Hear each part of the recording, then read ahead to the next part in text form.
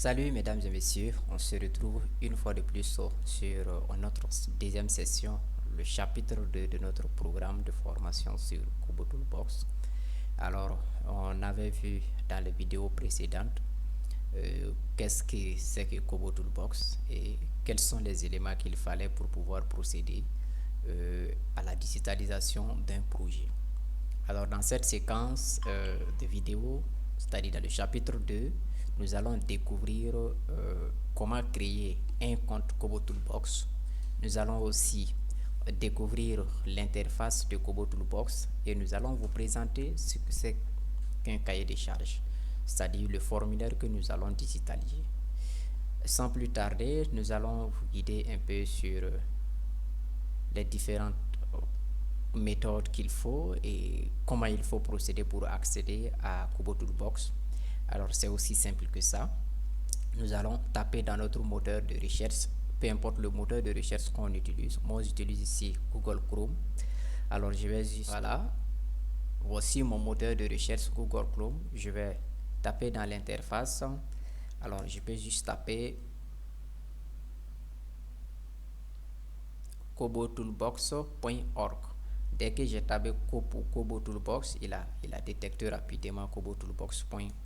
Dès que je tape Kobo, chez moi, il détecte rapidement kobotoolbox.org parce que j'ai l'habitude d'utiliser leur site web pour accéder à leur plateforme. Voici un peu l'interface de Kobo Toolbox.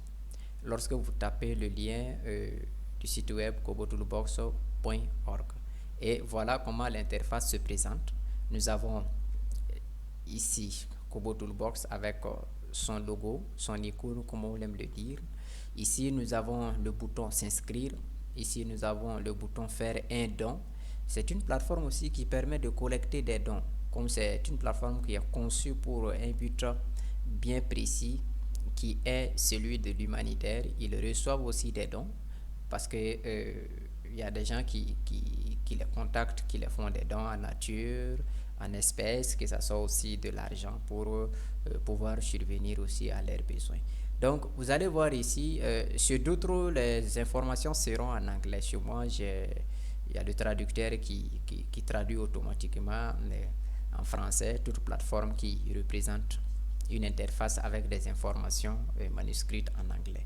Donc ici, vous allez voir que on va vous demander, on va vous parler des outils, on va vous dire que des outils de collecte de données puissants et intuitifs pour avoir un impact sur la prise de décision des informations et la prise de décision dans vos projets basés sur les données.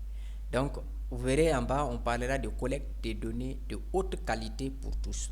Donc, ça veut dire que Kobo Toolbox n'exclut pas quelqu'un. Donc, si vous êtes une ONG, vous êtes une entreprise, vous êtes une association et vous voulez des données de haute qualité, vous pouvez procéder avec la plateforme Kobo Toolbox pour collecter vos données. Donc, voici un peu ce qu'on peut vous présenter en ce qui concerne l'interface. Soutenez notre mission. Ici, lorsque vous cliquez ici, c'est comme si vous êtes en train de vouloir soutenir la mission, comme on l'a dit ici, de Kobo Toolbox. Et ici, on a créé un compte. Tous ceux qui n'ont pas de compte vont procéder par cette manière et par cette commande-là pour pouvoir créer leur compte Kobo Toolbox. Et ceux qui ont déjà des comptes vont procéder ici pour s'inscrire.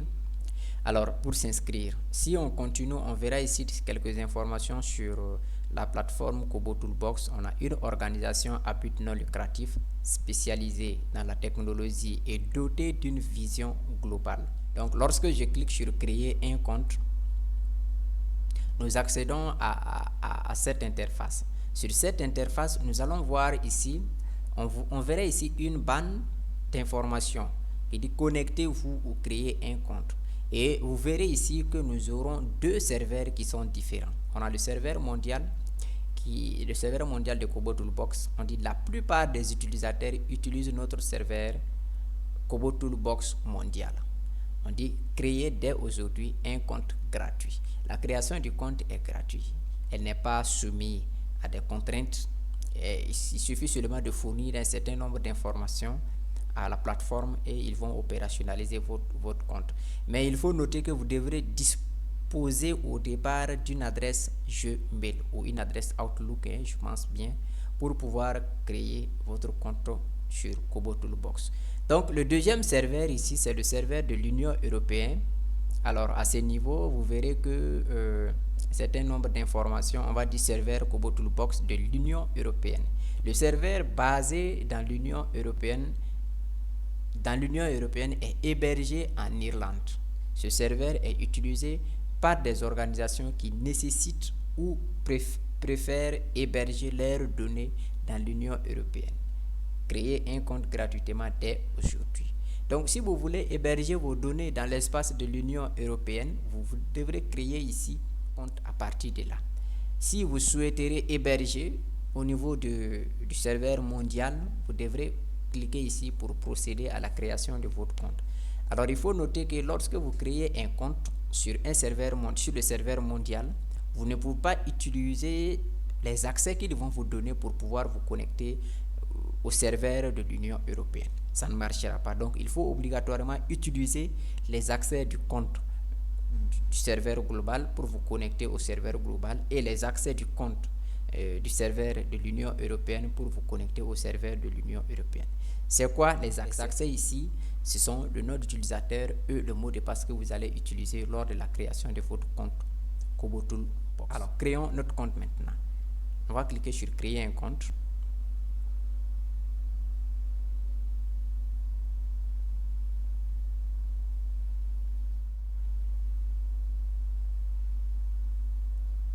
Alors, nous voici sur l'interface de création d'un compte sur le serveur mondial. Alors, vous allez voir à l'extrême droite, on précise un certain nombre d'informations. On dit Kobo Toolbox. Et il faut préciser la version ici. Et vous pouvez tomber sur une version anglaise. Vous avez la possibilité de changer la langue à partir de là. Donc, chez moi, j'ai configuré sur la version. Alors, pour procéder à la création maintenant, vous devrez ici insérer votre nom complet à partir de là. Donc, lorsque vous cliquez ici, on va vous demander d'insérer votre nom. Ensuite, le nom d'utilisateur ici. Le nom d'utilisateur, c'est le nom que vous souhaiterez, le nom que vous allez utiliser lors de la digitalisation de vos projets. Par exemple, on demande le nom complet. Ici, moi, je vais mettre mon nom complet. Voilà.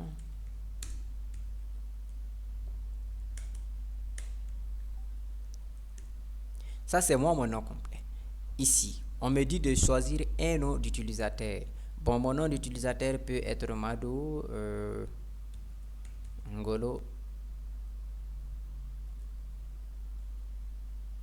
2. Voilà, Mado Ngolo 2. On me demande une adresse mail. Alors, j'ai déjà un compte. Par exemple, je vais juste mettre une adresse ici pour pouvoir passer parce que je ne vais pas valider ces informations. Je suis en train juste de les renseigner pour vous montrer comment ça se passe. Le pays d'origine, c'est le Burkina. Vous voyez, ils ont détecté certaines informations sur moi parce que j'ai l'habitude d'utiliser la plateforme pour les formations et pour aussi l'accompagnement des entreprises. Donc ici, il est important de préciser le secteur d'activité. Voilà, si c'est humanitaire et gestion, coordination des camps. Ici, on a plein de secteurs. On a administration publique, arts et spectacles et loisirs, services éducatifs, enseignement supérieur, finance et assurance. On a développement économique et social, sécurité, police, maintien de la paix. On a désarmement et démobilisation. On a environnement, on a secteur privé, on a humanitaire, coordination. Alors, au hasard, je choisirai humanitaire, hébergement d'urgence. C'est juste un choix, comme c'est un exercice. On demande maintenant ici le type d'organisation. Et notez très bien, là où il y a des étoiles rouges ici, devant les titres, ça veut dire que ce sont des questions qui sont obligatoires. Il faut obligatoirement renseigner quelque chose là-bas pour pouvoir passer. Alors ici, on demande le type d'organisation. Ici, on a organisation à but non lucratif, institution gouvernementale, organisation d'éducation, une société commerciale à but non lucratif. Je ne suis associé à aucune organisation. Donc, je mets ici organisation à but non lucratif. Donc, c'est juste un choix. On demande ici le nom de l'organisation. Par exemple, je peux mettre le nom de l'entreprise. Voilà. Ou ça peut être le nom de votre association ou le nom de votre ONG. Et on demande le site web de l'organisation s'il y en a. Alors, vous pouvez insérer le site web de votre organisation ici si vous souhaiterez. Au cas contraire, vous pouvez ne rien mettre. Ce n'est pas une obligation là-bas. Donc, vous verrez que cette question ne contient pas d'étoiles. Et on descend.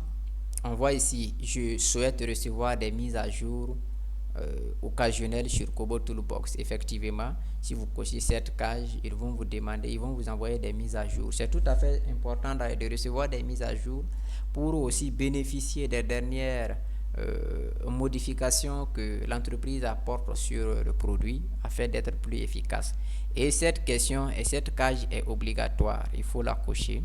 Dès que vous cochez cette case, on va vous demander de choisir ici un mot de passe. Donc si vous choisissez un mot de passe ici, vous devrez confirmer le même mot de passe ici. Par exemple, je choisis un mot de passe par hasard. Donc vous voyez, il y a une ligne qui est en train de devenir orange quand au fur et à mesure que je saisis. Donc dès que je saisis, j'avance, la ligne est en train de devenir orange. Voilà. Et ça dit, j'ai atteint le nombre de valeurs qu'il fallait et toute la ligne est orange. Donc je peux maintenant copier ça. Alors je viendrai essayer de coller pour voir à quoi ça va se ressembler. Donc ça, c'est pas le même mot de passe.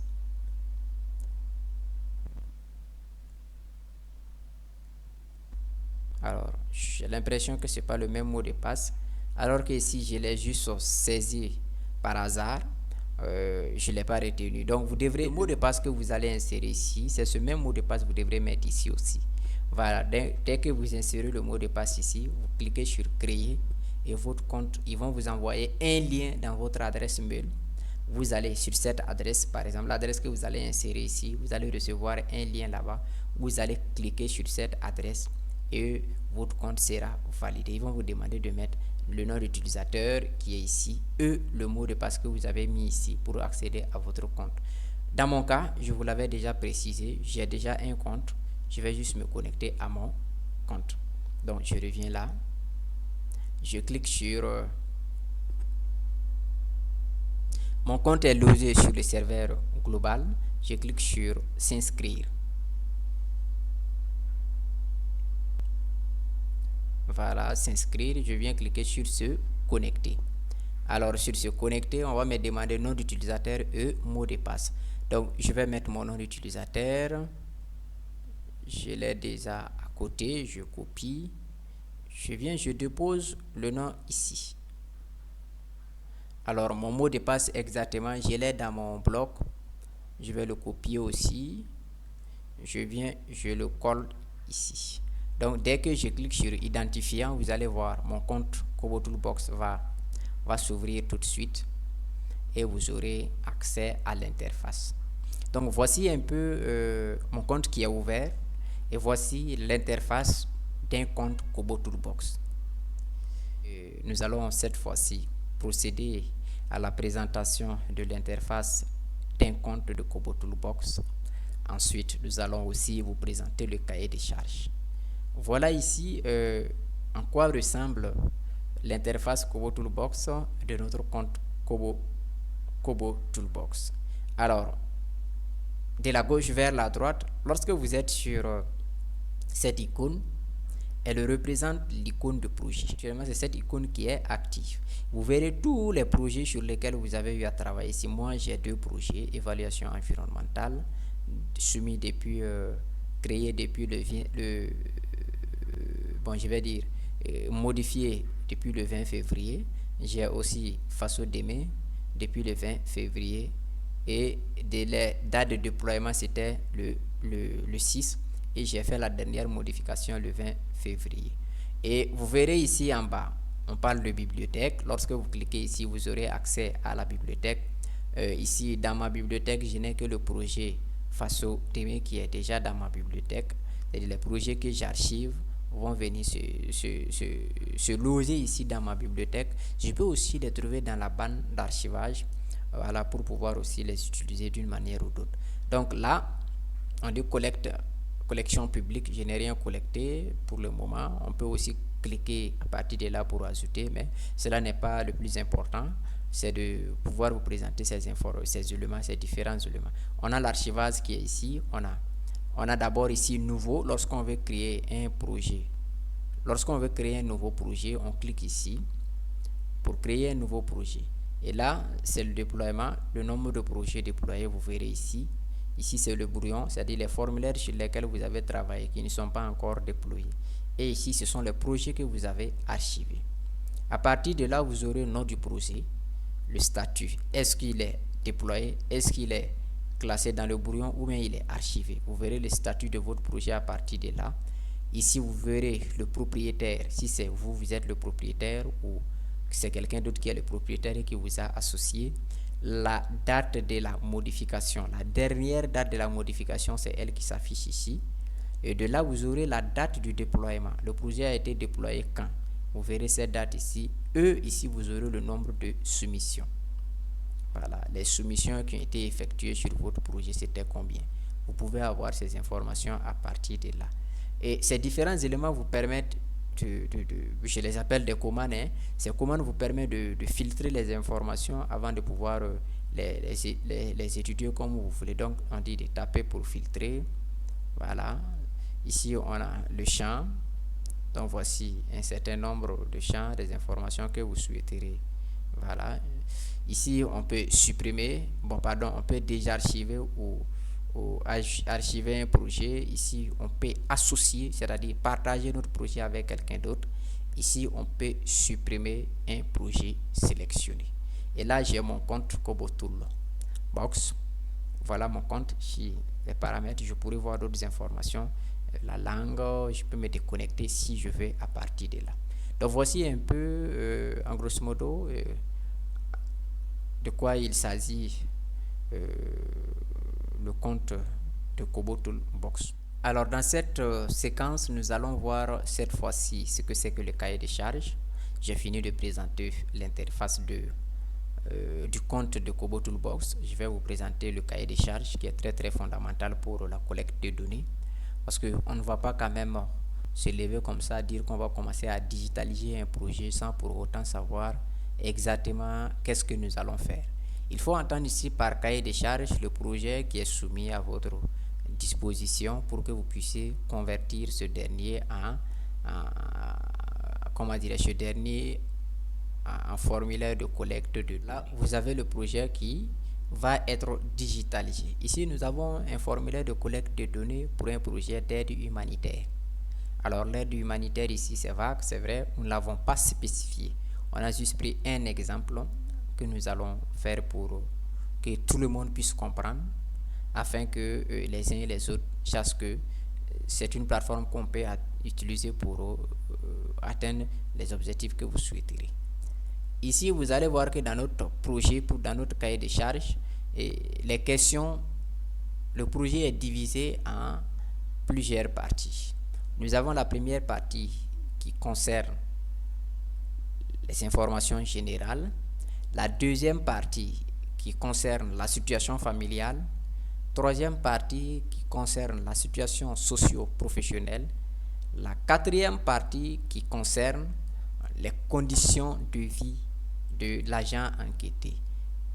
En cinquième, nous avons en cinquième position, nous avons les besoins prioritaires.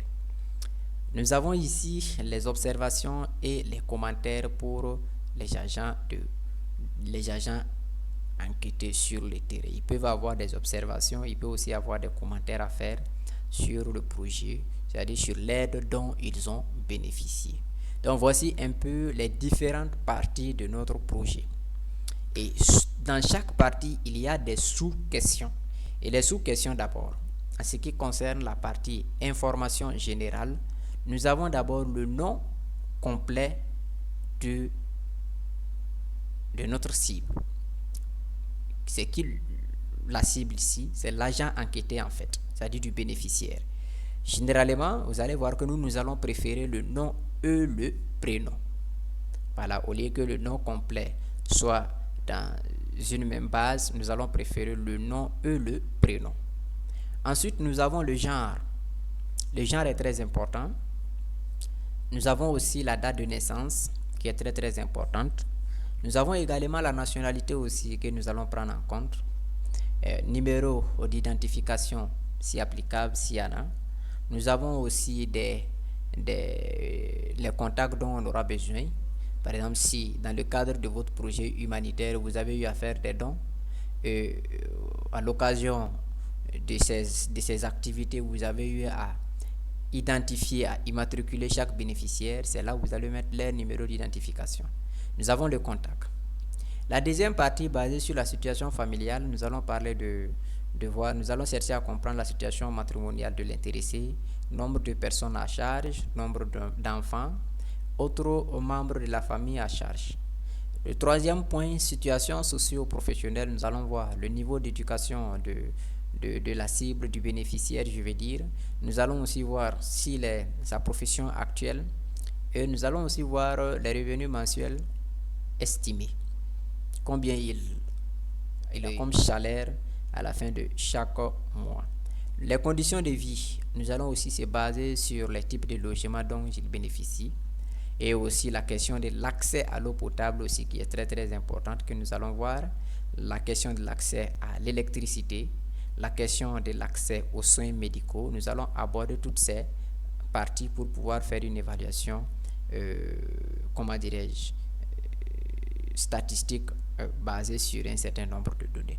Le cinquième point, ce sont des besoins prioritaires des bénéficiaires.